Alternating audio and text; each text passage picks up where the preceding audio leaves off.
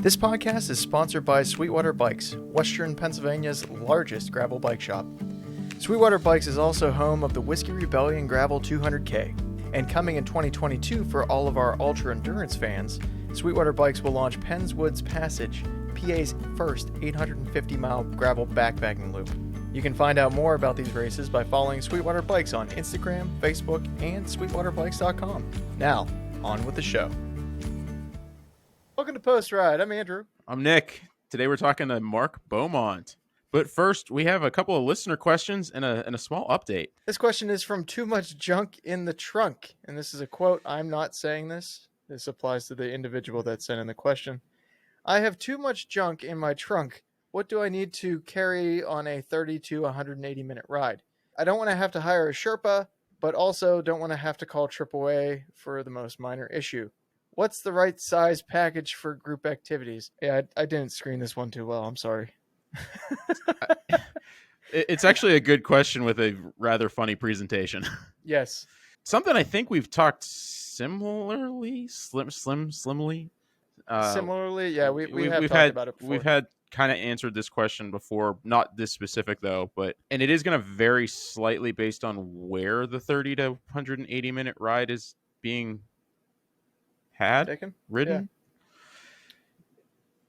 So Andrew and I are kind of similar on this with the things that we feel you have to have for every ride, regardless of the time of the ride. I know you and I both have a spare tire, not a spare tire, spare tube, tire I have levers. A spare tire. Well, never mind. A spare tube, some tire levers, some way to inflate your tire, whether that's a CO2 canister and an inflator or a hand pump. If you're concerned about the size of package and you want to give the Sherpa the day off, the hand pump's probably going to take a little bit more space up, but you can also use a frame pump. They latch on right where the water bottle carriers are, and then it's not a package that you have to carry. And then a multi-tool is the other thing. Yeah, sorry. I mean, that's really exactly what I carry. Even whenever I'm doing longer than 180 minutes, I don't take much more than that. Maybe the only thing that I have do you have patch kit with you? Mm-hmm. Yeah, so patch kit. Outside of that, and Nick's multitude of snacks, we pretty much carry the same thing. But through all of that, and if you have like master links, like the multi-tool I have carries quick links, I've found it to be helpful once and it wasn't even your chain that needed it. It wasn't mine either. It was that's once in like 15 years of cycling. I would say if you're on a 30-minute ride, you probably don't need a snack. If you're on a 180-minute ride, you may want to consider taking something small, but you can certainly pack a lot of calories in a small package, whether that be a gel pack or Andrew's mind's in the gutter to this episode. Mm-hmm. Yep, accurate. It's all down to phrasing. Well, I mean, I was going with the wording of the question, so package had to be used. Okay. Way to be respectful. You're welcome. So our other question is from aluminum is really cheap. I'm pretty sure it's a play on words to steel is real. I've come to an impasse with my bike. It's getting older. 105, 10-speed, and aluminum. I like all kinds of surfaces, and I'm not a racer by any stretch. My wife says I'm frugal. What are some really good aluminum options on the market? I prefer to keep my organs on the inside and not sell them. Thanks, Frugal Fred. So this question kind of hits home in many ways because I'm actually evaluating what I'm going to do next with my bike. And I too have a aluminum bike and I'm trying to figure out what to do. And there's many options and I am frugal. So I took some liberties here, and I interpret frugality as the willingness and ability to be able to spend money whenever you need to, but also maintaining a budget, right? That's important. But also multi-surface. I'm interpreting that as mostly road, but some groomed trail like a crushed limestone or something, but nothing really gravelly. So that's the bikes that I'm going to talk about are made with that in mind. So I found two bikes that I kind of like for the price, and I was actually shocked whenever I was doing the research for this question. So first one is the Cannondale Synapse 105 or Tiagra. So this is modern 105, so it's 11 speed. or Tiagra, which is actually the old version of 105. So what Frugal Fred already has. So it's 10 speed. But they come in at $2,000 and $1,700 respectively. And the max tire size that can be fitted on it is 700 by 30, which for most things, it's going to get you pretty far in life. It is disc brakes, which is nice. 1134 in the rear, 5034 up front. So really nice range. Going to get you pretty far on the road, pretty far on crushed limestone, and in most paths. But the other bike is $100 cheaper, and it is the Giant Contend AR. So these are both aluminum with carbon forks, but it's a 105 variant as well for $1,900, and it has a larger tire that can be fitted. So it's a 700 by 32. But other than that, both bikes are very similar in spec and mech that they come with. And I think for the money, if you're going to go pure road, that's a great choice with a little bit of flexibility to fit a bigger tire. So what did you come up with, Nick? So I actually have two options from the same company, but I have an off-the-wall option too that I didn't write down on the show notes. When I hear somebody's looking at a budget-friendly bike, my first thought is to actually go to either Canyon or Ribble. Direct to consumer, yeah. Direct to consumer saves you a little bit of money. There is a little bit of work that you have to put in, but if you watch our soon-to-be-released YouTube video of direct to consumer bikes, are actually pretty easy to assemble on your own for the most part. But my thought was I actually went with the Canyon Endurace, and I didn't differentiate between the 5 and the 6, or excuse me, the 6 and the 7. The 6 comes with Tiagra. The price point's right at $1,500. And the Endurace 7 is 105 at $1,900. Both are disc brakes. I didn't see a specified tire clearance on them, but I do believe it's 32, maybe 35. It's fairly sizey on that. I can confirm that it is 32, but based on frame specs, I'm pretty sure it can do like a 34 or 35. Yeah, Canyon's notoriously conservative with their stated tire clearances. I only know that because I was looking at both of those bikes last night. So that's, if you're looking for a new bike, that's going to be my two choices. The 7 actually does have some availability right now, really? Depending on your size. Mm-hmm. Oh. The 6 is not and has no available, like no estimated dates either. So, but the 7, there's a couple available depending on your size, and it looks like there's more coming this month or next month. I will say with Canyon, make sure that you follow their fit guide because they do size very differently than the rest of the industry. So yeah, and if you're in between sizes, their customer support will actually help you as long as you have like a tailor's tape that you can give some very specific measurements that they'll ask you for. Don't go by your clothes size. Nope. Because oftentimes that number might be different than the measurement that actually is needed to appropriately size you. So, but my other option, and is this a surprise one? It's not really a surprise. I just didn't type it down because you're already set up at 10 speed. If you're looking to upgrade, you can actually get new Tiagra for really affordable if you can find it. So you're saying Frugal Fred would maintain the frame. Mm-hmm.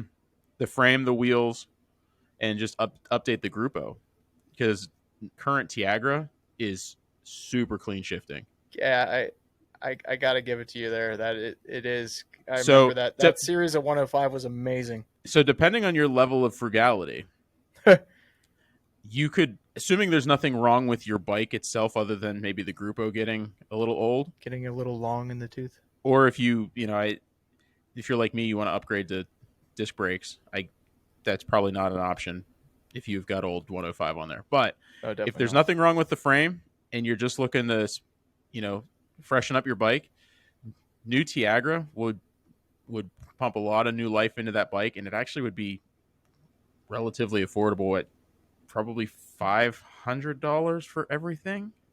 Or you could spend $322 and just get an 11-speed Grupo from China and roll the dice. Sensa?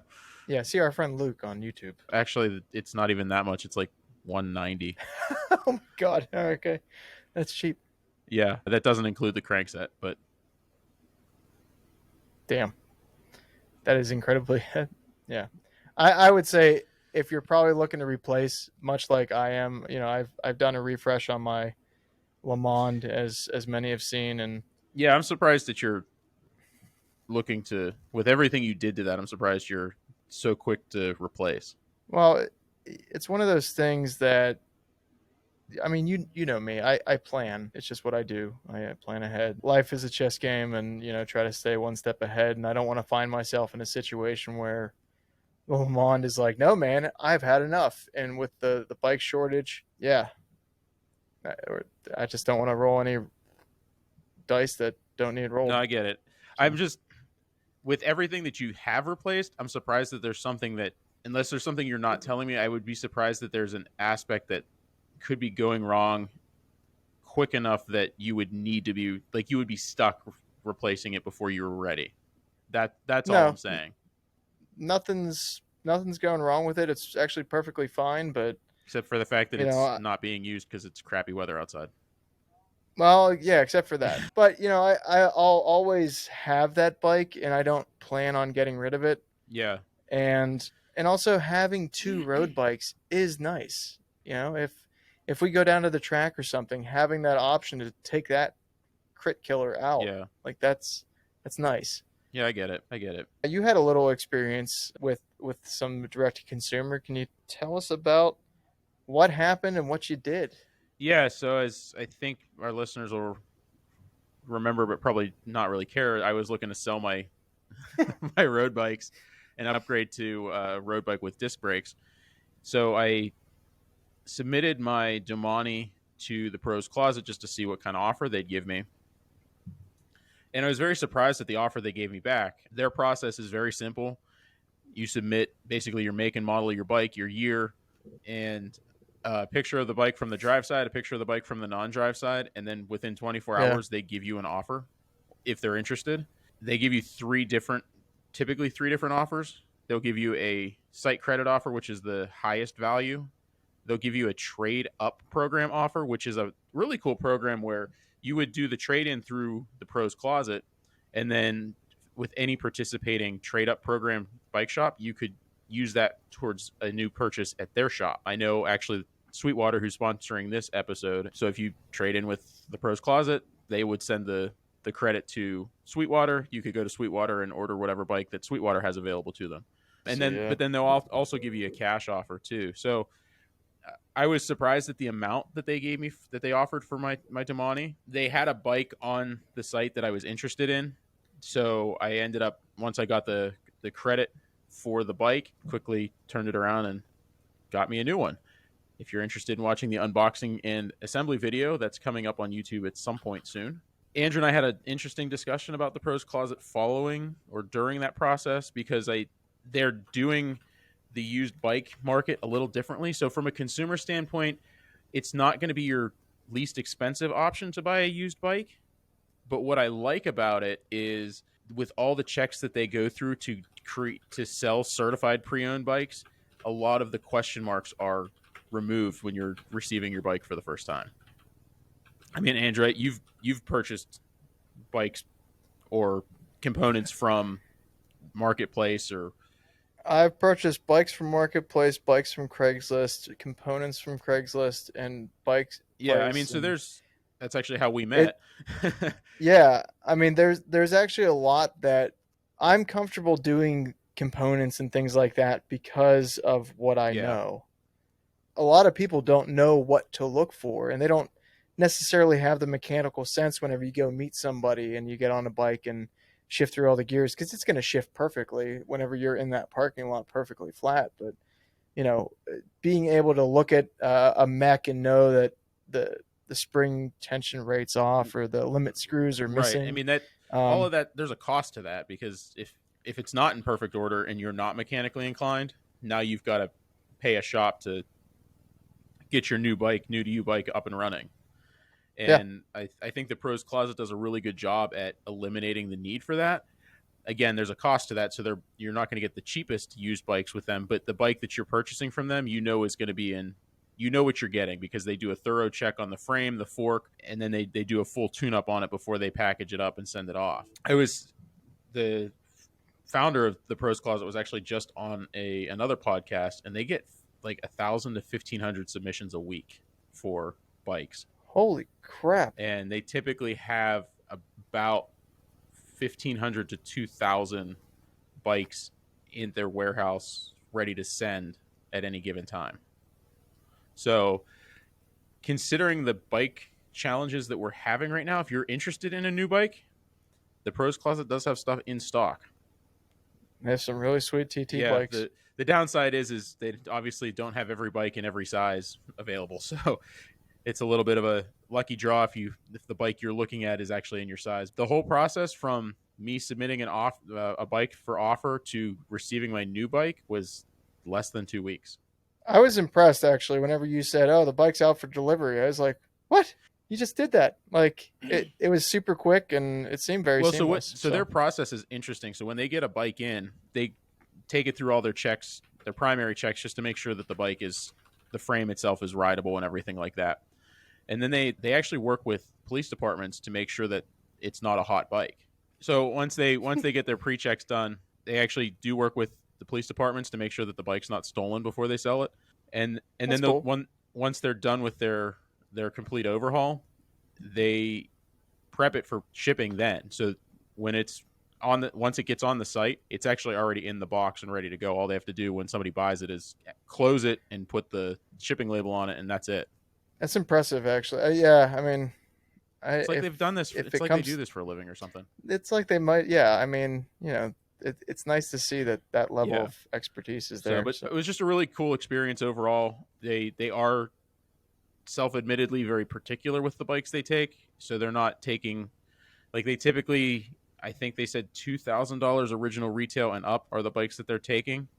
So you're not going to find $1,000 bike on there. But if you're looking for a good used bike and you're not finding anything on Marketplace, or you don't want to take the risk of the guy or girl you're buying it from being shady, it's a really good option, and they were great with the whole process. But what do we know about Mark? I'm super excited about this one. We had a lot of really good conversation with Mark, and I knew we kind of wanted him on because he's an inspirational story, but it was definitely a lot more inspirational than I was anticipating it being. Yeah, even editing it, I was just like, yes, I want to go ride my bike. Crappy So outside. yeah, there's a 1/4 inch of ice outside. Okay. Mark Beaumont's a long distance cyclist, broadcaster, and author. He currently holds the record for cycling around the world, 18,000 miles in 78 days, 14 hours, and 14 minutes. I'm just going to let some time for that to sink in. That's 78 days, 14 hours, and 40 minutes, which is insane. So he went around the world in less than 80 days. Yes, in less than 80 days. World record holder for Cairo to Cape Town in 42 days. All of those amazing accolades alone, Mark is a truly unique human. Over the past 2 decades, he's pushed the limits of endurance, spoken at thousands of events, and worked in over 100 countries. Mark's passion for entrepreneurship takes him into a wide range of businesses, backing innovation and advising on growth. He lives in Edinburgh, Scotland, with his wife, Nicci, and his 2 daughters. You can follow Mark on Facebook, Instagram, markbeaumontonline.com. And if you're interested in some of the documentaries, he's got a couple with the BBC and a few on GCN+.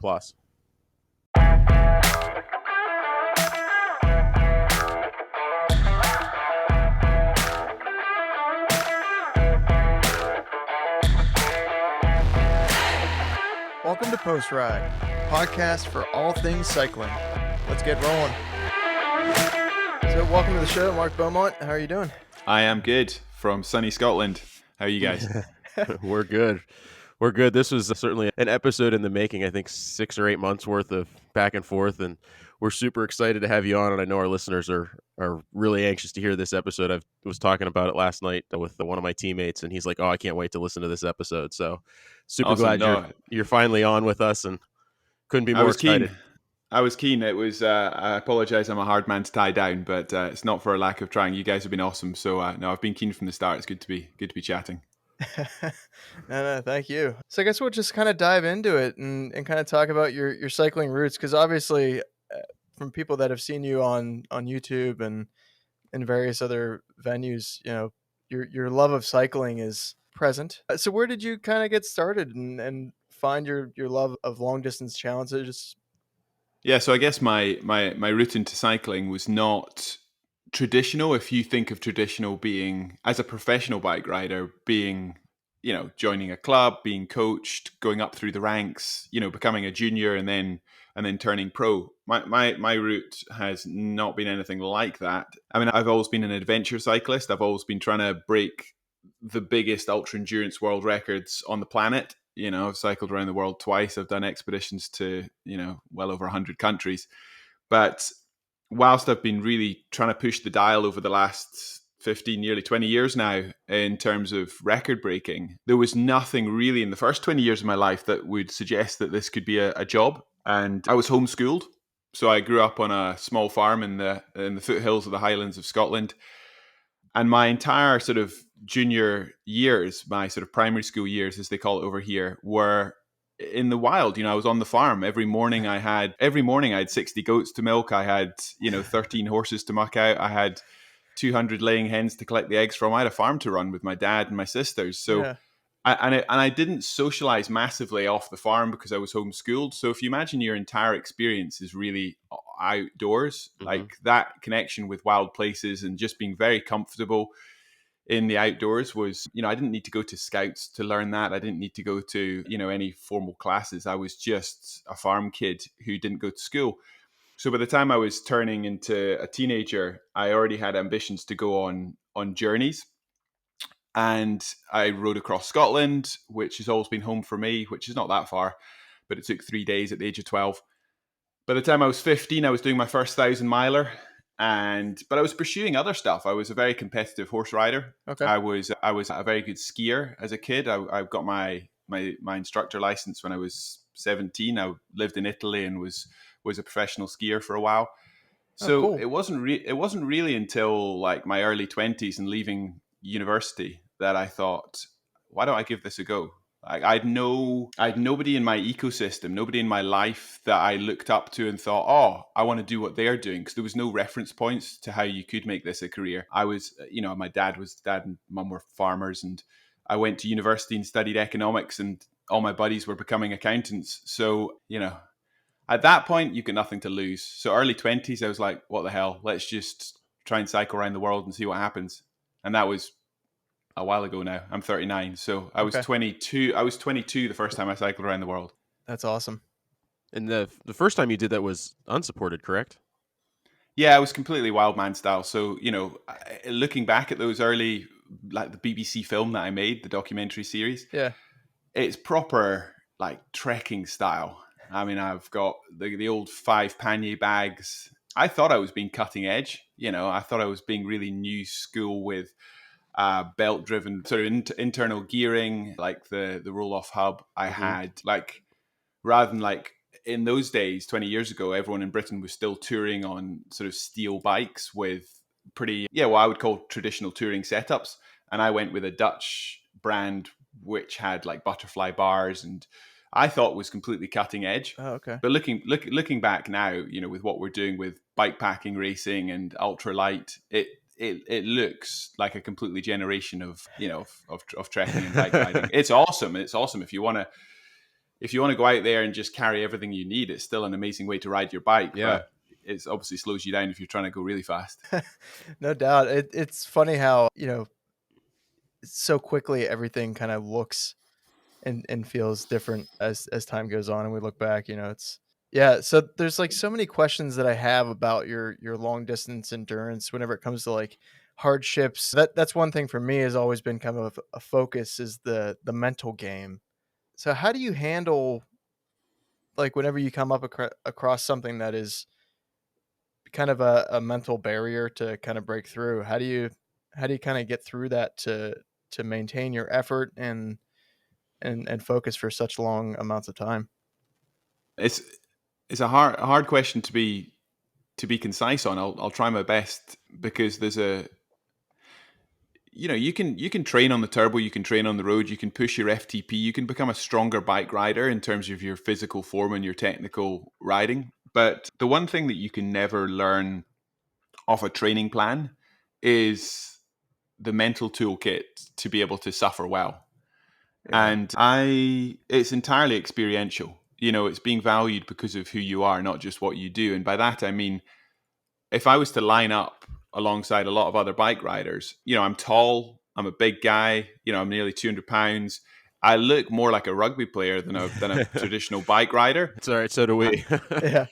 Yeah, but I know my X factor is my ability to suffer. I know that I can outsuffer most people, and that quiet confidence to be able to really go within yourself and think your way through hard times on the bike is a superpower. Which a lot of bike riders get distracted by the numbers on their screen. Their power, their cadence, their heart rate, their whatever they're doing, and those are important metrics, but the real input that allows you to go that extra mile and to get yourself through difficult times is that mental toolkit, and it's got to be experienced. You can't learn that in a book. Hopefully podcasts like this are useful signposts to be able to go on that journey, to use that overused phrase, but you got to do difficult stuff if you want to learn to ride through your circadian rhythms and what's it like to do the graveyard shift at 4 a.m.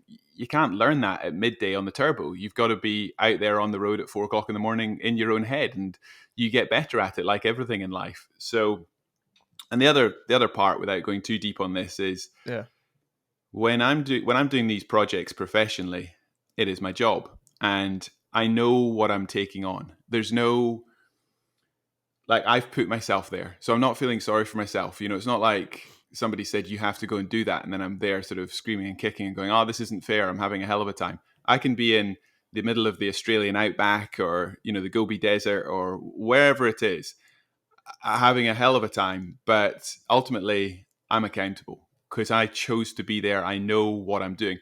There's a phrase that I always use when novices come to me in terms of expeditionary bike riding, and I say two things. I say, shoot for the stars, genuinely, if you've got big dreams, go for it, but learn your trade. And a lot of people miss that second bit. In this Instagram world, it's just about, oh, I'm going to do that, and you go straight for Everest.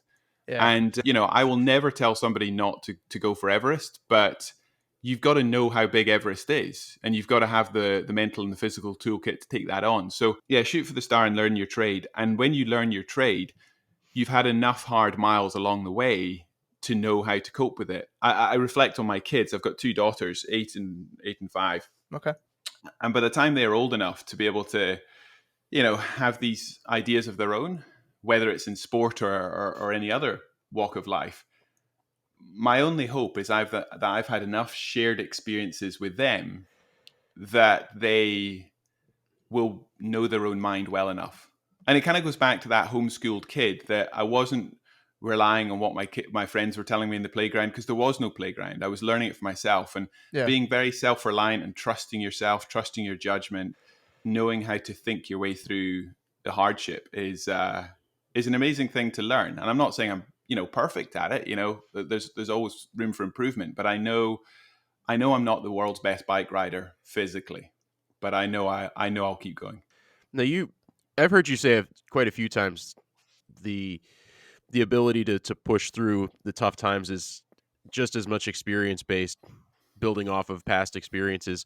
Early on in your adventure career, was there a specific time that you can remember that it didn't work out for you, that you've used as fuel, or have made changes to get through some of those tough times in later adventure? I certainly made lots of mistakes, but we all do. I mean, I remember even in my early 20s when before I went around the world the first time. That's an 18,000 mile route around the world. I did I think it was a 3,000 mile training ride up through Scandinavia, and it's just laughable, the setup I took. I converted my mountain bike that I had for university days, which was too small for me. I got chronic tendinitis behind the knees and the ankles. My Achilles just blew up. I was just in so much pain. The bike broke in many parts. The panny racks, the bearings were shot.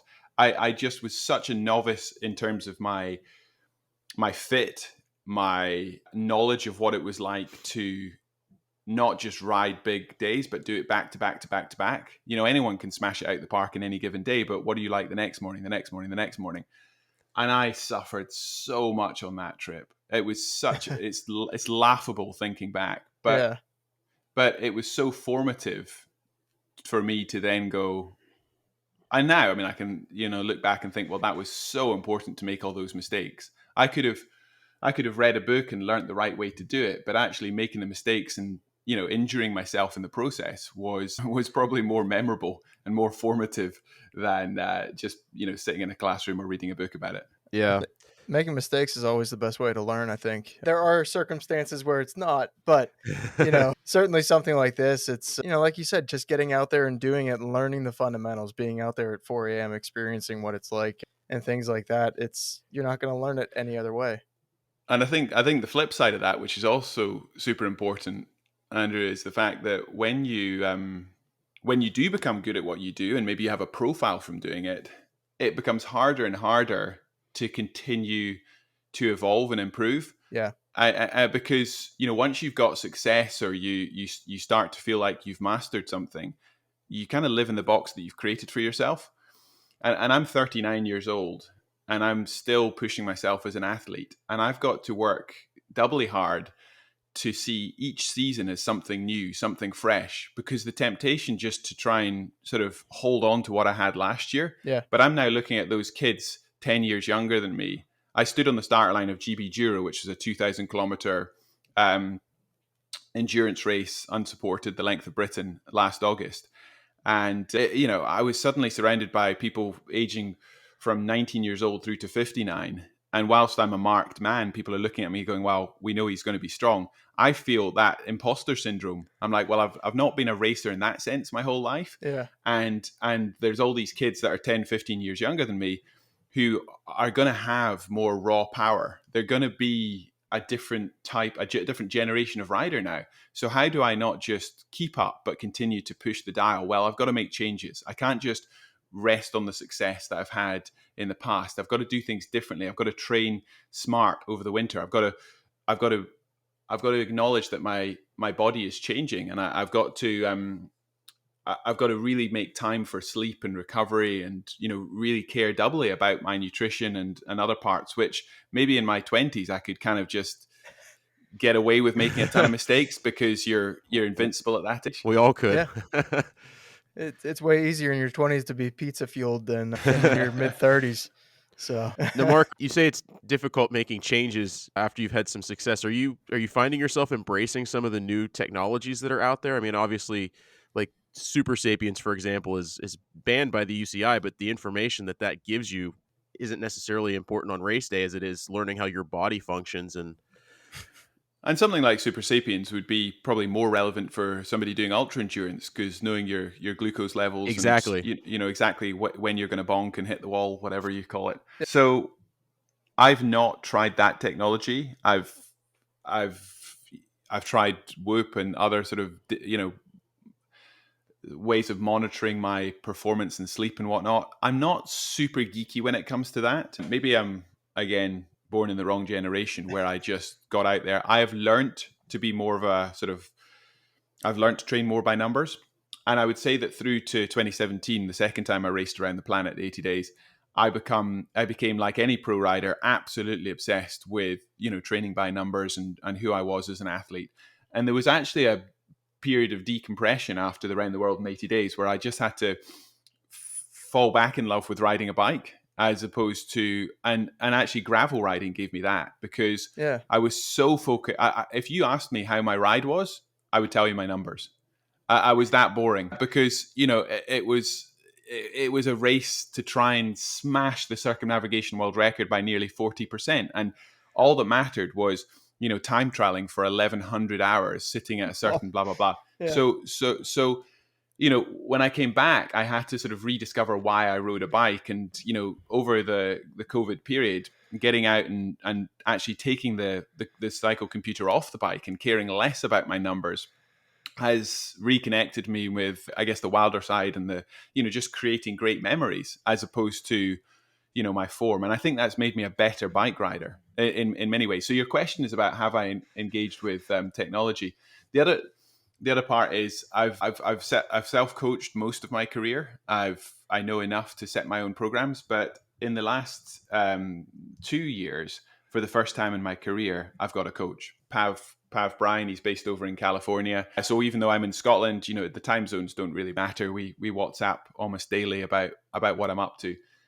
And even though I've literally written the book on it, I know I could, you know, I've written a book called Endurance, which is, you know, I hope a really useful Bible for people in terms of how to ride your bike further. Having that accountability and that friendship with a coach is so, so important, because it allows me to do sessions that I would never set myself. You know, like most dads and like most busy people, I'm time poor. Yeah. So if I had the time, the tendency is just to smash it and just to make every session hard. So having a coach and actually monitoring in a different way my training schedule has allowed me to have a much better long-term view of what I'm building towards, as opposed to going, right, I've got 90 minutes, let's smash it. Yeah. Plus it's one of those things, like with a coach, you get that outside perspective that you otherwise couldn't get in some instances. And I'm sure that definitely helps you in a lot of.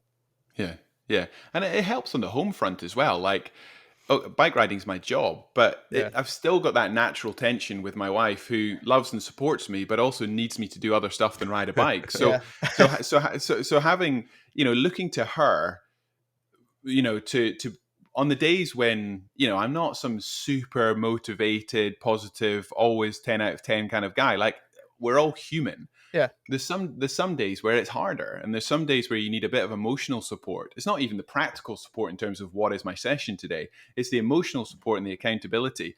And if I look to Nicci, my wife, for that, who is amazing, you know, clearly there's a bit of a push-pull in terms of the fact that I know she's got other stuff going on in her life. There's the kids, there's the family, there's other stuff going on. So having this other person in the relationship with Pav, and actually Nicci knowing that I've got that accountability around, it's almost like having a teacher setting your homework, although it's much more on the level. You know, it's really important when you've got a coach-athlete relationship.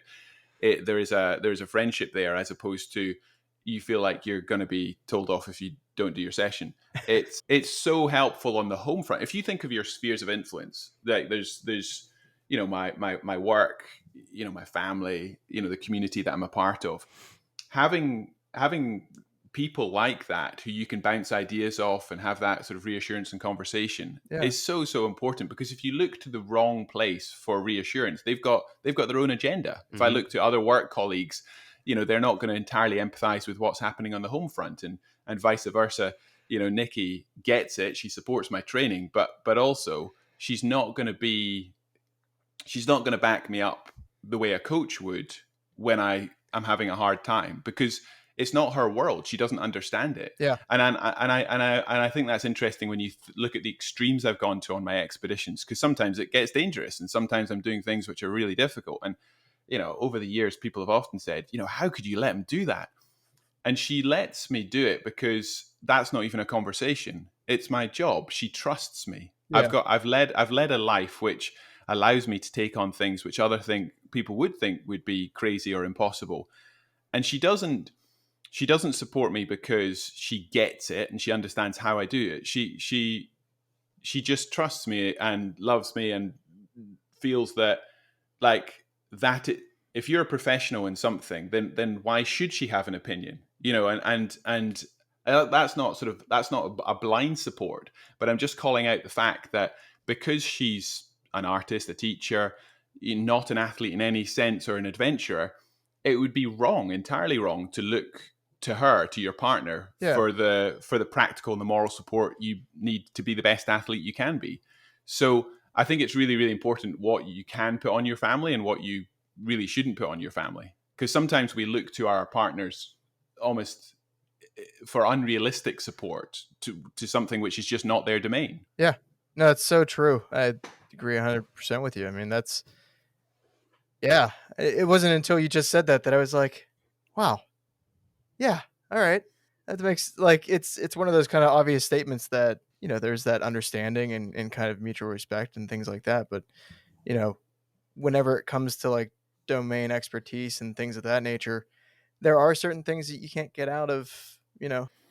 When you get married or when you have a partner, you don't become the same person. You've still got your own interests and your own expertise. And I think it's really, in that sort of great Venn diagram of life, it's really powerful to sort of think, right, where do we overlap, and where do we have our own sort of space? Yeah. And that's a really useful way sometimes of thinking of bike riding if you're not both bike riders.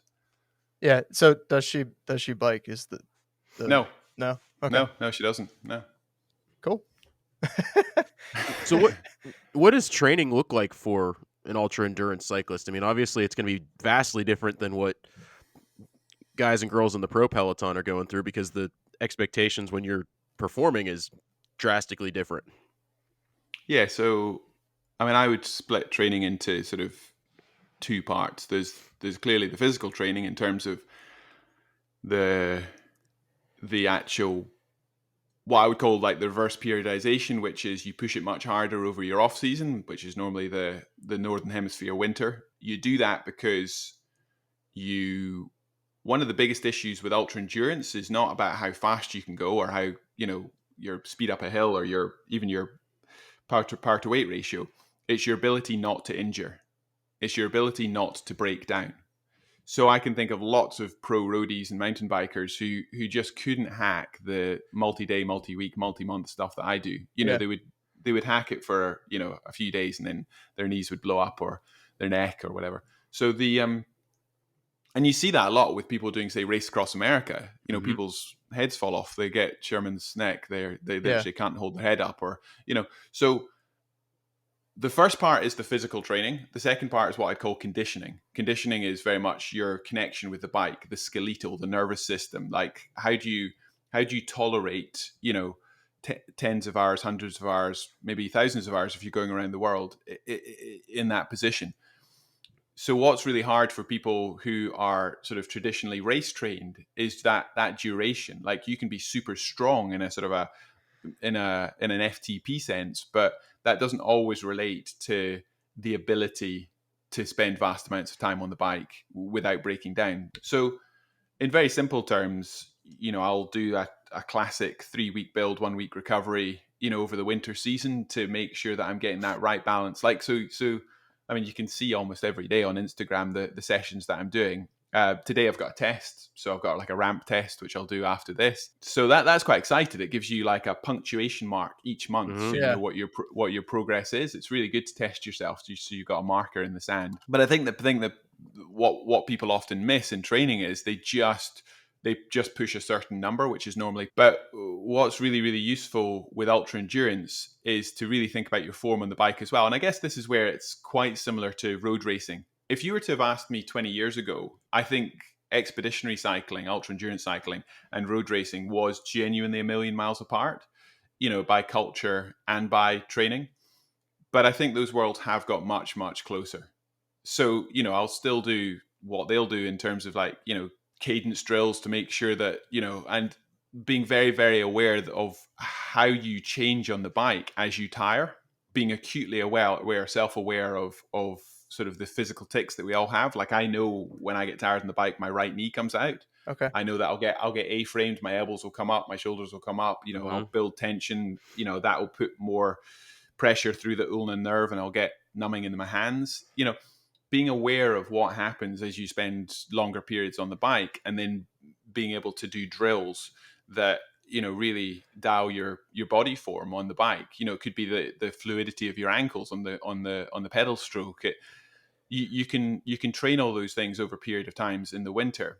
I'll clearly do less group rides. I'll do less tactical riding than say a pro racer would, but I think doing interval sets, doing cadence drills, I think people would be surprised that most of my off-season training is relatively short. Everything up to 4-hour training rides, which is quite similar to a roadie. And then it's only really as I go into the summer months that I'll build that second part, which is the conditioning, to spend vast amounts of time on the bike. And that's the bit that your classic roadie would never need to do. Yeah. When you talked about a lot of it is not getting injured on the bike because you're on for such long periods of time. And I imagine a big part of that is also your bike fit as well. I mean, I know you've talked many times about different things that you do that maybe your average cyclist doesn't do, just because we're not spending thousands of hours in a month on our bike. And Can you talk about maybe some of the things that you've done with your bike fit to make sure that you have that longevity on the bike as well? Sure. I don't think there's. I mean, this is about perspective. The things I take for granted. I don't think there's anything which is like a silver bullet here. You need to have a great contact with your bike. So, you know, your saddle needs to be more comfortable than a crit saddle, like a TT saddle, but it still needs to be a really solid, anchor point on the bike. So don't go for something, broad and squishy. Double taping your bars, really simple. Having a little bit of extra cushioning there. Having multiple positions in your cockpit is an absolute starter, because people get stuck on the lugs. So you're sitting on the hoods all day long. Yeah. Especially if you sit in that V between your thumb and your index finger. Yep. That is a very quick way of getting nerve pain through your shoulders, because that same nerve meets at the base of the thumb, wraps around the back of the elbow, and comes into your shoulder here. Yeah. So you get people riding A-framed on the bike, taking every single bump on the road, and just getting super uncomfortable, and then you get headaches at the base of the spine and all that stuff. So being the release point for that is dropping the elbows. Really working on your form on the bike. The other issue that I've had my entire career is foot pain. And, when you're riding huge miles, that sort of sensation of riding on hot coals, where underneath the cleat, you just get that pressure point. That's So the having worst custom, feeling. yeah, it's and it gets worse and worse, and there's no way to move from it because you're clipped in. So having, custom insoles, and having, again, that right balance of you don't want to be washing around in your shoe, but you do want to have a little bit of cushioning there to make sure that 6 hours or 12 hours into a ride, you've still got some comfort there. Because what happens if you start to feel foot pain on the forefront of your foot is that you tend to then lock your ankles, and the moment you lock your ankles, you then start to get tendinitis and crepitus in there. So it's that knock-on effect of when you feel discomfort, how that then affects different parts of your body, and keeping that body separation, that fluidity, and just very, very simple stuff which any cyclist will learn in terms of how to work your gears properly. So when you go into long climbs, you're not burning through the big power muscles, and what I find really interesting is anyone can look good on a bike set rig. Anyone when they're sat there doing a moment in time, Yeah. with somebody watching them, will look perfect, and they'll really think about how they're pedaling. How does that translate to the road? How does that work when you're 24 hours into a ride? So there's a lot of theory which doesn't really translate particularly well, and I struggle with bike fitters who are too theoretical. You've got to work with the athlete in front of you. We're not humanoids, we're not robots, we're not completely symmetrical, and you've got to work with the athlete in front of you, as opposed to some sort of imaginary sort of perfect human being, because our flexibility is all different, our body geometry, our body composition. Well, and how we deal with fatigue individually is going to change. I mean, you say you have knee tracking when you get tired, and somebody else might have hip movement that changes the pedal stroke. I mean, there's so many different things with the athlete in front of you. And I think it comes back to psychology as well, because when you work with a coach, or you work with a bike fitter, you work with anyone in a performance aspect, remember that you're speaking on the level. You're not speaking up to them. Yes, they bring an expertise, but you've got to remember why you do what you do, and actually that you've already got a level of competence. It's very easy to feel when you're meeting professionals in this space that they sort of undermine your ability as a bike rider. They want to strip you back to the basics and build you back up again. Yeah. And I think it's so important to have that quiet confidence and go, I do know how to ride a bike. This is about improving my ability. And if you have a coach or a bike fitter or anyone in that space who in any way, takes away your confidence or your self-belief as a bike rider, then change them. Find somebody who you should be keen to learn, you should be keen to adapt, but you should never be told that you can't ride a bike or you're not good at it, because at the heart of being a good bike rider is the love of riding a bike. And I've seen so many bad examples of people trying to be sort of broken down and then built back up. And look, anyone listening to this, you're not trying to become a tour winner. You're trying to get out there and push your ability and become the best bike rider you can be. And with that in mind, surround yourself with people who have great expertise, but never forget your piece in that conversation. You know, you're riding a bike because you love riding a bike, and I would only ever want you to get a professional bike fitter, a professional coach, or a nutritionist, or whatever else if it enhanced what you're doing, as opposed to breaks down your confidence and makes you feel like you don't know enough. That's such a valid point too. Especially like whenever you're dealing with outside people, trying to find somebody that, I don't know how to phrase this probably correctly, but trying to find somebody that, like you said, is not kind of self-involved in trying to prove their worth. They're just trying to help you as the cyclist, and through that experience, I mean, making sure that you're able to. Yeah, it's so important, because I just know so many people their confidence is knocked when they start to speak to professionals, and they start to feel like, and they lose track of why they rode the bike in the first place. And you should never forget that.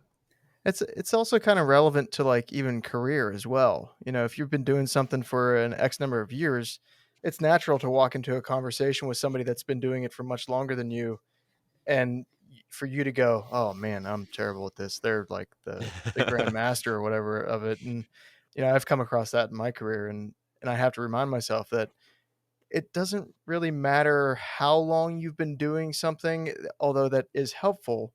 But it's one of those things that everybody has something valuable to bring to a conversation, Yeah. and trying to learn how to recognize that, and recognize the value of everyone, as long as they're actively participating with Yeah. genuine interest. It's the most And important I thing. think if you're eager to improve as a bike rider, there should always be a level of imposter syndrome. You should always sort of look up, look out, respect what other people are doing, but Yeah. never put yourself down, by that same comparison. I think it's always an interesting conversation, especially in club riding. Like, how positive are the dynamics? Is this self-enforcing, or is it intimidating, and all that good stuff? Because I was homeschooled, I found sport in high school very difficult. So I was that weird kid that rode ponies, went skiing, and rode my bicycle, because I was terrible at rugby and soccer. I just couldn't do the playground sports, because I didn't do any of that until I was 12, 13, and it's quite a lot to catch up on. Yeah. So there was two professional athletes from my year at my high school. One became a Scotland rugby player, and myself. And he was the classic sports kids at school. We can imagine what that. And I was everything I did was outside of school. So I've always had an imposter syndrome about competitive sports. I've always shied away from direct competition. And here I find myself in my late 30s, and I've still got imposter syndrome if I'm on the start line with other athletes, because Yeah. I'm still that high school kid that I'm very happy going off and trying to break world records and push myself. But if somebody, and I get it all the time, because I've been a professional athlete, where people, if I go and support a local event, people want to race me. I'm a marked man. And I'm this little kid that just sort of like a hedgehog, just like curls up and goes, you've got this. Like, and that's amazing, because I've got to, now in sort of midlife, I've got to realize that there's a massive void between how I see me and how the world sees me. Yeah. You've got a roster of Guinness World Records and world firsts, and yet you're still somebody who's shy of direct competition. The only person I'm ever racing is myself. And I referenced before GB Duro last year. And it's a film that you can watch on the Shimano YouTube channel. So it's like a 20-minute film of that race, if Yeah. you're interested to see it. 250 people applied to take part. It's the hardest unsupported gravel race in the UK, for only 60 start places. Only 14 people finished out of 60 starters. So you Wow. had to have a pretty impressive palmares to even get selected to ride. And of those who got selected to ride, an absolute minority actually finished the race. It's hardcore. And I remember standing on the start line, looking around me and going, wow, everyone here is more experienced, better than I am, because they've all done races like this before. I might have cycled around the world twice, but I still had imposter syndrome in that space. Now, I mean, the race turned out great. I ended up winning it, but I'm just calling out the fact that the internal dialogue and the way you feel is very real, and it affects your, that can motivate you. It can become a fire in the belly, but it can also make you shy away and not do stuff. Yeah. And that never really changes. There's always that internal dialogue, and yeah, hopefully it motivates you more than the opposite. It's a fine line between humility and like self-degradation, it's Yeah. So, whenever you aren't like doing a massive challenge or training or filming, like what does a normal ride look like for you to kind of maintain that kind of fun and keep that fun relevant? With These days, it's definitely on the gravel. That's such a lockdown conversation. Everyone seems to have found gravel over the last few years, but the road bike for me is work. The road bike for me, I tend to be on my own. My friends say that I spoil a good bike ride by going too far, the solo too group ride. fast. Yeah, That's exactly. you're It's not the just only me one again. that's accused of that, so I understand. Whereas I've got some buddies who at least once a week we try and get out and hit the trails. I live in Edinburgh in Scotland. I Okay. don't know how many listeners have been here, but small city, 500,000 odd people, and whilst it's the capital of Scotland, it's not the biggest city in Scotland, and you can escape pretty easily. I live 500 meters from the water's edge. On the other side of the city, you've got the Pentlands Hills, and it's just beautiful terrain. Within miles of the city, you're into the high ground, the snow up there right now. I'll do a lot Yeah. of night riding at this time of year, so I'll go out at 6 in the evening with the lights on, and I don't do those rides for the distance or the average speed or power. I do those rides to get muddy and to have great smiles and to decompress, and and sure, it's useful for my training. What the gravel's really good for is my bike handling. I find that, especially doing the night riding, especially doing the really loose stuff, it really helps your confidence and that sort of fluidity on the bike when you get back on the road. You can end up very fixed on a road bike. So I find, and also injury, I said before, injury prevention is massively important. So every Thursday evening, I've got a group of buddies that we go fell running. And a lot of roadies Okay. would never run. They were like, I try not to walk. But actually, as I say, we're not going to the Olympics here. We're not track cyclists. We're not Sir Chris Hoy. I get it if that's your game. But if you're just trying to Yeah. become a better all-round bike rider who doesn't injure and has the ability to turn your hand to a range of events, then actually, going for a run once a week is brilliant for all the small muscle balances around your knees and your ankles. It just builds up such complementary strength. And yeah, it's something I do on a Thursday evening as much for the smiles and the banter and the laughs as I do for, Yeah. How much fun is night riding though? I mean, that's one thing that I've been trying. Like, I got Nick out on a night ride for the first time, and I know I kind of built it up as like this amazing thing, and then we went and did it, and he was like, "Yeah, it was cool," but you know, I don't know. What is it for night riding that's kind of like super special and just awesome for you? it cracks me up. I mean, I get it, the fact that a lot of us ride bikes because of the scenery and the places that it takes us. But maybe it's a childhood thing. People are scared of the dark. And like the bogeyman does not come out. It's hilarious. Last year I took a buddy who hadn't been night riding before out, and it was autumn time, it was fall, and he turned up and he had like his ski jacket on and ski gloves on, like a Yeah. massive big Nevica thing. And I was like, have you seen the forecast? Like it's not cold. And he was like, yeah, but it's the nighttime. And I was like, yeah, like, okay. Like they turned the lights out, but it's still about. So like we're heading up into the hills and he's like sweating and puffing and panting. And I'm like, it's no different. It's just dark. But you're just lost in that pool of light in front of you. Everything's a bit more immediate in terms of the terrain. Yeah. And I love getting above Edinburgh in the hills, looking down on the city lights, feeling like, there is, 500,000 people watching telly or going to bed, and I'm up there. I've got the wilderness to myself in the dark, and it's absolutely wonderful. I love night running. I love night riding. Getting into that sort of harder terrain, the off-road terrain. Again, it's interesting. Another buddy of mine, he was a big Ironman triathlete, ex-rugby player. And the first time we went out into the wilderness like that in the darkness, he was trailing behind me, following my route. And he stopped after a while and he said, "Mark, are we allowed to be here?" I said, yeah, you're allowed to be here. He said, "Yeah, you're allowed to." And then 20 minutes later, he said, and how do you ride here?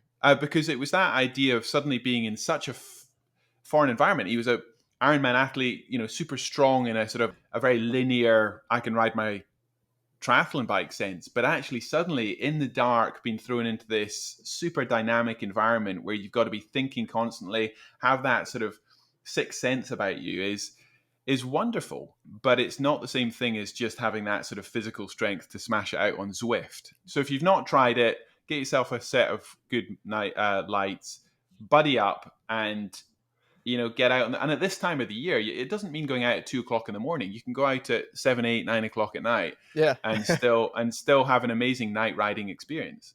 It's I remember the one part of the trail whenever Nick and I were night riding, and he looked. I don't know what you said exactly, but it was like, "My God, I feel like we're flying," and I was like, "We're doing 13 miles an hour." Yeah. And it's just one of those things, like everything's kind of exaggerated because you're in this like black hole of just you and the 30 meters or feet or whatever in front of you. And it's kind of magical. Like all of a sudden the metrics don't matter and the numbers float away and it's just you, the bike, and whatever is you can see. Whatever's in that beam of light. Yeah. Yeah, exactly. But it is worth investing because there's nothing worse than being caught out with a little commuter's light. What you want is a proper Yeah. night light. It makes such a difference. You see people going out with little commuter lights, and there's two sets of lights in the world. There's one to be seen, and there's another to see. And Yeah. make sure you don't buy the ones which are just like for urban riding, commuting to work, so cars see you. You actually want ones which put a decent beam down the road. The other thing worth saying about night riding is that my favorite time of day to ride, is very hard to get to, is dawn. It's always hard to get up early and do, or even harder still, like do an entire night. But there is something magical about riding through dawn. And if you've never experienced it as a bike rider, do it. Just make an excuse and do a proper dawn ride, because during the Round the World in 80 days, I was riding 16 hours a day. So 4 times 4 hour sets a day. And the alarm would go off at 3:30 in the morning. I'd be on the bike at 4, and then I would ride through dawn. And, you feel awful when you're getting on the bike at 4 a.m., especially when you've only slept for 5 hours and you've done 240 miles the day before. But a few hours later, having got through what I call the graveyard shift, the reward of dawn every single day is some of my fondest memories from that ride. In the last year, I tried to break the Land's End John O'Groats tandem record, which was a terrible idea. Tandems are all the reasons I don't ride a bike. They're heavy, they handle very badly, they're just hard. But at least you were in the right seat for that challenge. Yeah. But it wasn't my idea. It was a GCN, Global Cycling Network, set me up for that one. But I found that quite hard because for the first time in my career, I was going to go through 2 nights straight. So I've done, 24-hour or, day and a half rides. But this idea of not sleeping and barely getting off the bike for 2 days straight was definitely pushing me to a place I'd not been before. But that's when you start messing around with the circadian rhythms, and a bit of night riding experience helps. Yeah. That dawn, the sun coming up. I don't know. I go back to this summer. I had an accident in August, so I haven't kind of been in the same schedule and rhythm that I was previously. But I just remember, I think it was like July 3rd or 4th or something. I, got up at like 5, went for a ride. And I just remember it was just kind of idyllic. Like the dew was forming on my arms and like it was still warm, but like, it was cool. And I don't know, the sun coming up, and I was just like, wow. And I was on a path right beside the river. I was just like, this is like a painting that I'm just living in, and it's kind of surreal. So I don't know. But it's the dawn thing is definitely to be recommended. It's like the payoff of, kind of comparing it, the payoff to the views you get at the top of a really long climb. Yeah, it's a challenge to get to the top, but once you're there, you've got that just moment of, this is what I worked for. And kind of the same thing with the graveyard shift.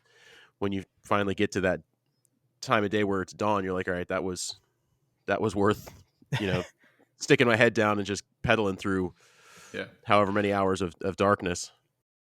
And I think what you're getting at there, Nick, is the fact that if you were just to be parachuted there, you were to drive your car there and be exposed to the same view, you wouldn't feel the same emotions. You wouldn't experience it the same because it's not a passive experience. It's earned. And Yeah. because you've put yourself into a slightly more difficult place, a sunshine ride can be wonderful. Of course it can be. We love it when we've got a tailwind and everything's going well and it's just easy. But actually, the emotions and the memories when you do something a little bit grittier, a night ride, a dawn ride, a big climb, it's your interaction with the environment, with your buddies, with the bike is so much more intense because of the commitment to have done it, because you're striving. Those emotions are so much more intense. And yeah, again, that's a useful thing to remember when you're doing the hard things on the bike. It can be demotivating because you're like, oh, I'm suffering, but it can also be super motivating because you know that the payoff's going to be so much. Yeah. Yeah. So I did have one question that I wanted to ask because it's kind of a personal interest of mine or goal or something. But, you've mentioned the tandem and the other types of bikes that you've ridden, but there is one type that I don't think I don't know if you've been on since, but the penny farthing hour record. I go back to that video and, it's one of those things that like some of the other guys that were in that video were describing you as like an animal, but you still have a smile on your face, and a penny farthing for me is just one of those things that I just want to ride it. I know it's probably going to be the worst ride ever, but it just looks so fun and weird and stupid and just, I don't know. What was that like, and like how terrible or awesome was it? I've still got one in the garage. I've not ridden it recently, but yeah, it's got Jealous. my own penny farthing's got a 52-inch wheel, front Damn. wheel, and my racing penny farthing's a 54. The size of the bigger the wheel, the faster you can go, because it's direct as you get. You're literally turning the wheel. Yeah. You're pedaling that Yeah. front wheel, and the little jockey wheel at the back is just there for a bit of balance. But when you're going fast around a velodrome, that little jockey wheel at the back is dancing all over the place. You really are just riding the big wheel. Oh. And on an indoor velodrome, when it's 43 degrees on the planks, it's one of the most exciting things you can ever do on a bike. You are fully committed. If you go less than 20 miles per hour, you're dropping off that corner. You're at the height of a horseback. You can sort of see in the 1860s, 1870s why they came up with the penny farthing before they had gear driven bikes. The safety bike, the standard as they called it, you can kind of see the evolution as to why you would just pedal a wheel to almost simulate that, horseback position. Yeah. But the wonderful thing about penny farthings are that I can't think of many other things in life which to the world that you're passing just makes people smile. I mean, bikes, get a mixed response. Some people love them, some people hate them. But if you ride a bike down the high street, I've never done anything else which, people grab their phones, children laugh, it makes people smile. It is just wonderful to just make the world a happier place.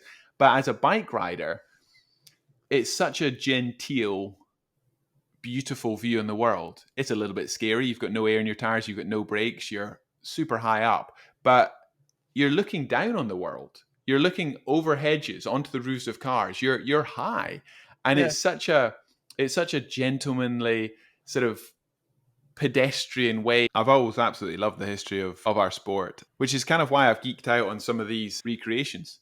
The hour record, the original hour record on a penny, was set in 1886. Yeah. And so you might think, well, why has it not been broken in the last, 170 years? But I guess not that many people have tried. But also, you sort of think with modern nutrition, modern kit, modern training, that you'll just smash it out the park. It must be easier to beat those Victorian athletes. Actually, they were damn good. They were strong. And, I learned the same when I tried to recreate the first stage of the first Tour de France back in 1903. Maurice Garin, who was the French-Italian guy who won the first tour, I mean, Hank and I couldn't ride the first stage from Paris to Lyon in the time he did.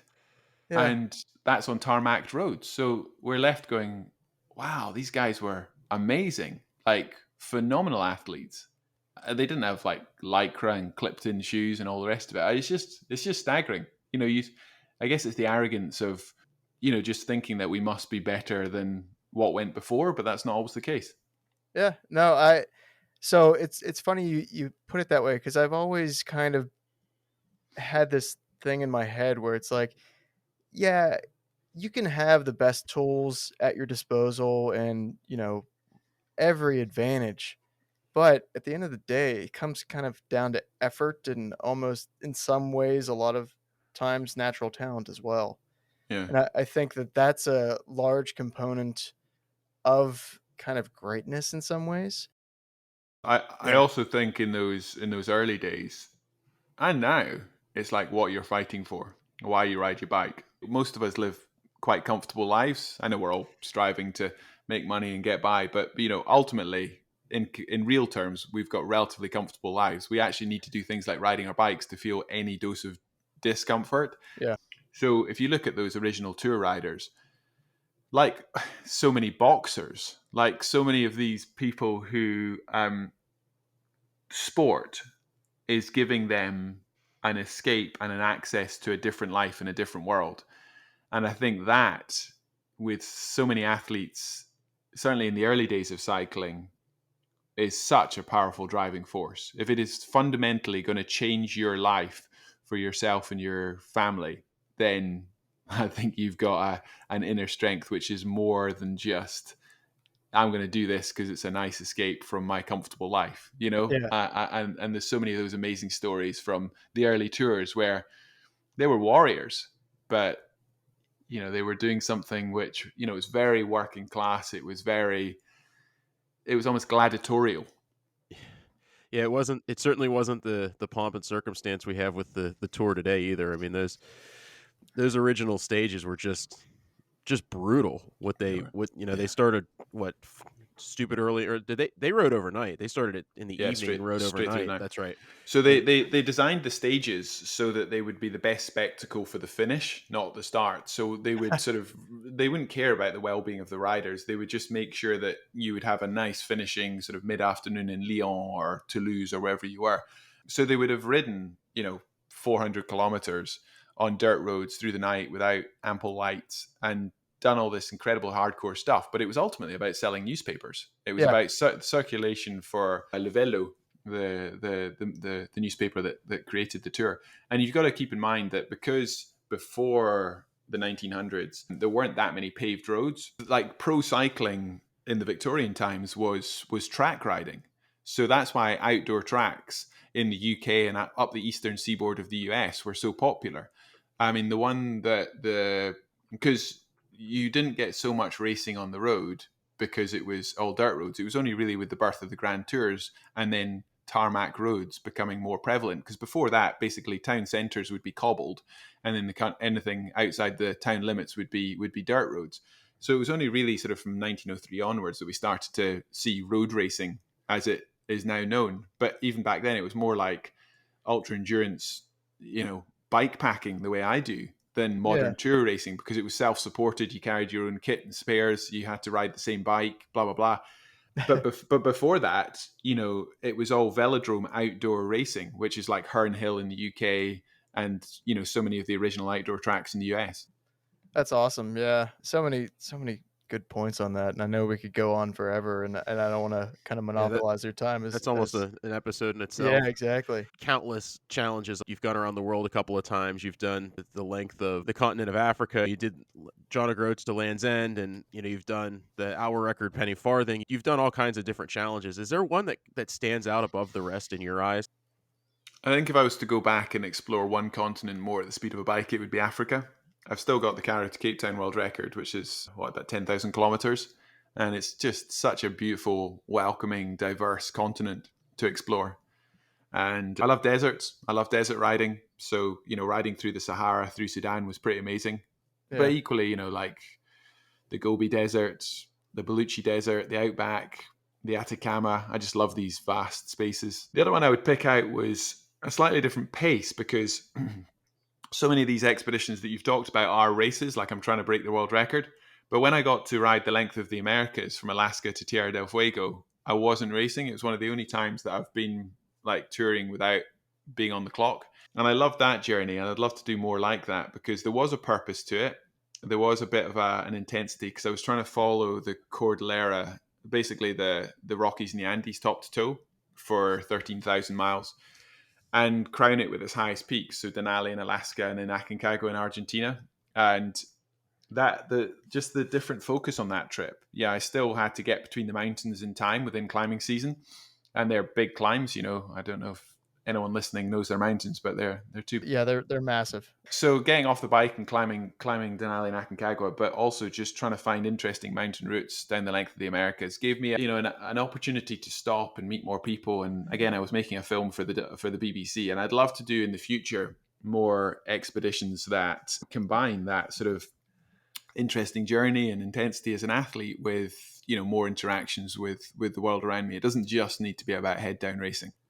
No, that's awesome. Yeah, some of the, I mean, even like watching you do that in that environment, it's just special. Well, I remember the moving part for me was watching the Africa or the Africa documentary on GCN, and the stretch where you had giraffes like 50 meters Cantering to the side of you, which was just, I don't know how you top that as a cyclist. Like, I mean, we get to see them at the zoo, but I mean, you were within touching distance of them in their natural habitat, and I was like so blown back by that image of you with the giraffes in the background. I just thought that was so cool. It's interesting. That day, I'd crossed the Zambezi River on the border of Zambia and Botswana, and I was going through a 300-kilometer stretch with a lot of wildlife. And I was really sore on the bike, a lot of saddle sores. My feet were aching. I was really suffering. And I was kind of lost in my own world of self-pity and just riding my bike. And then an elephant walked across the road in front of me. And it was really close. And I had to stop and let it sort of pass. Yeah. And I was so in awe. You know, I was on my own out there. It was just me and this amazing beast. And it did something psychologically where, you know, the pain hadn't changed, and yet my relationship with it had. And for the coming hours, when I saw more and more wildlife on the road, I was so enthralled and so engaged with the world around me. And as you say, that amazing clip with a giraffe cantering alongside me, that for the afternoon, even though I was riding more and more and I should have been hurting more and more, I was aware of the discomfort, but I wasn't dwelling on it. And I hadn't taken up any painkillers, but just these amazing experiences had distracted my pain, changed my perception with it. It's just interesting to reflect that was a really memorable day. It was absolutely beautiful, but I was so distracted and engaged with the world around me that it completely changed my relationship with the hardship of what I was doing. Yeah. That's very cool. I know that whenever we finish an episode, usually we have like between Nick and I, it's called a dream bike segment. But you know, for you, it's a little bit different because you kind of, in some ways, you've built your kind of custom bikes, and well, not custom, but like tailored towards you, which I guess is custom. But you know, for you, do you have a favorite bike, either from like a sentimental value or something like that? The 80 days bike, the Around the World in 80 days bike is probably the most sentimental. I mean, it was pretty iconic. It was that sort of burnt bronze color. Yeah. It's a standout, beautiful bike in terms of how it looks. I obviously spent, you know, untold hours on it. Every part of it was chosen specifically for that job. And the 80 days was the culmination of everything I'd done in my career. I am not going to cycle around the world a third time. And I'll always say we, because I had a big support team on that one. We took 37% off the previous world record. I mean, we really took it to a wholly different place. We took the record from 123 days down to 78 days, 14 hours and 40 minutes. I'm incredibly proud of that. I'll be interested to see if and how that's broken. You know, records are there to be challenged, and that's cool, but the commitment, the sleep debt, the finances, the complexity to break that record. I'll be fascinated to see if and how that happens. So the bike that took me around the world and we did that on is pretty special. Doesn't work particularly well in a podcast format, but I wonder if I can show you the wall of bikes there. Oh, that's in the way. Ugh. There's a lot of bikes in this. There's a lot of bikes. There's a lot of bikes in this room.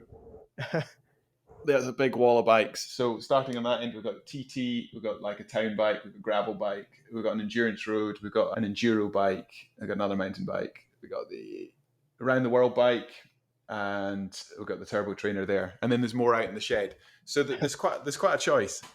That's awesome. Any big plans for 22? What can we look forward to from Mark Beaumont coming up?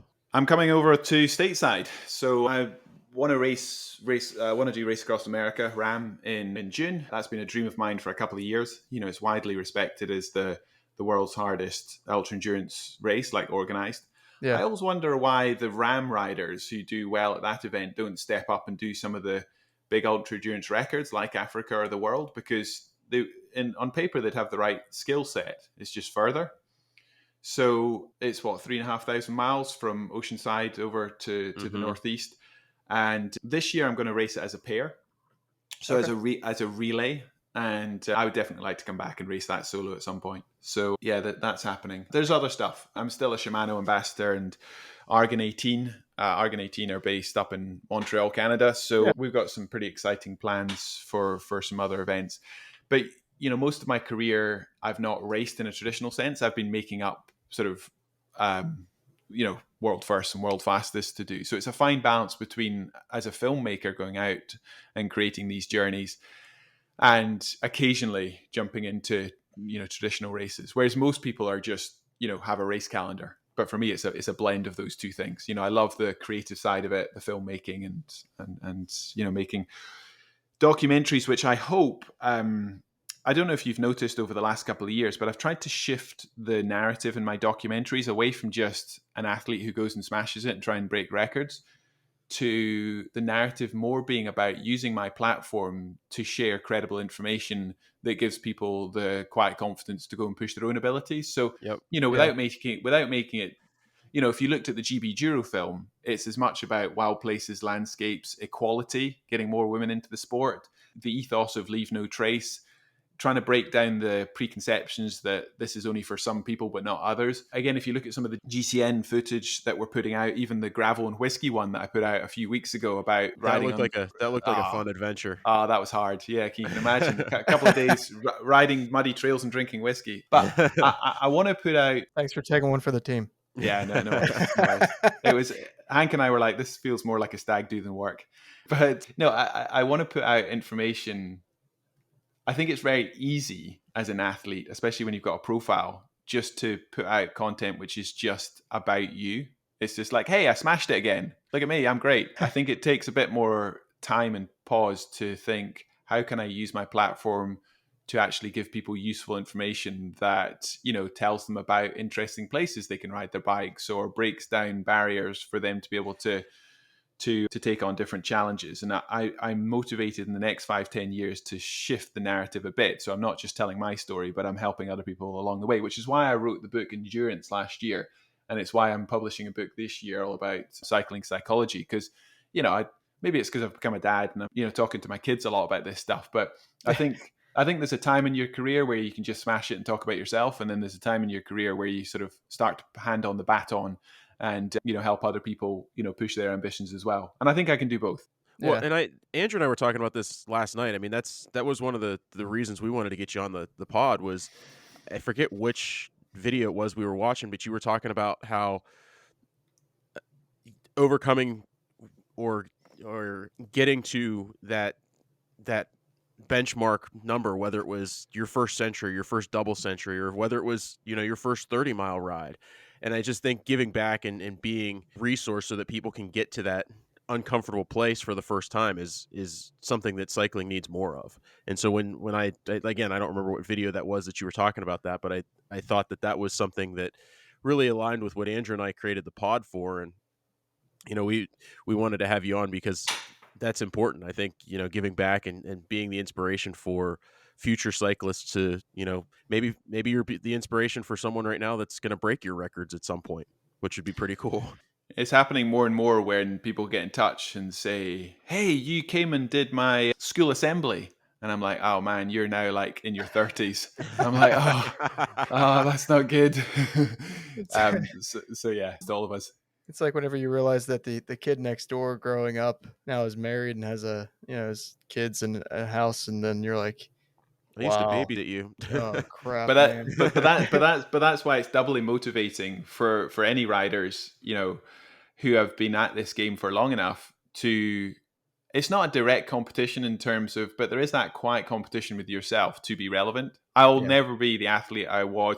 I don't need to be the 80 days rider. Like Yeah. I can take myself in different directions, but I'm still super motivated to push myself in new directions. And it's why, this winter I'm training differently to last winter, to the season before, because for my own sanity and interest, I need to keep it interesting. And I need to, as I get older, train differently in order to A, find interest in it, and B, to progress. Because it's so easy just to think when you've had a good chunk of your professional career that you're just going to hang on the coattails of your former.